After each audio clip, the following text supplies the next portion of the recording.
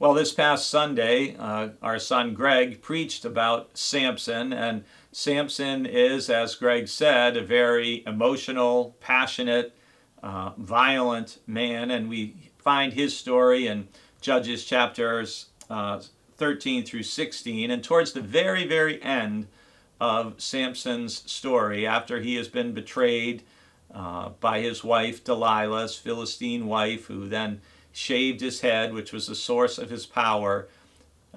Samson is now chained between two great pillars, and he's being mocked and abused. And in chapter 16, verse 28, it says, "Then Samson called to the Lord and said, 'Lord God, remember me, and strengthen me only this once, O God, so that with this one act of revenge I may pay back the Philistines for my two eyes.'"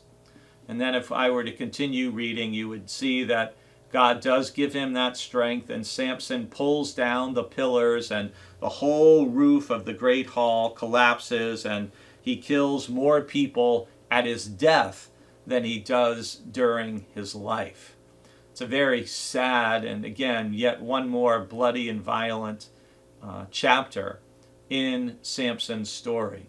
Now, if you heard Greg's sermon about Samson, you may remember that he said that Samson, in some ways, his story prefigures the story of Christ.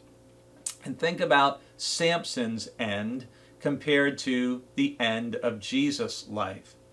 Samson prays to God and asks for power so that he can take revenge. Jesus, at his death on the cross, with his arms spread wide, prays, "Father, forgive them, for they know not what they do."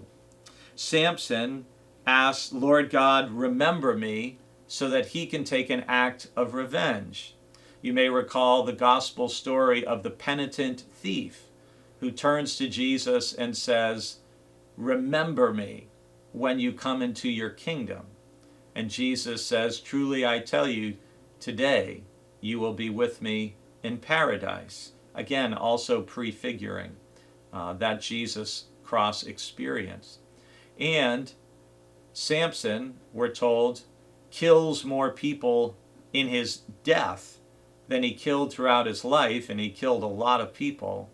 Jesus, through his self-sacrificing death, saves more people than we can possibly imagine. Samson, he is someone who's looking for revenge right to the end of his life. And friends, that is not a healthy or a good way to live.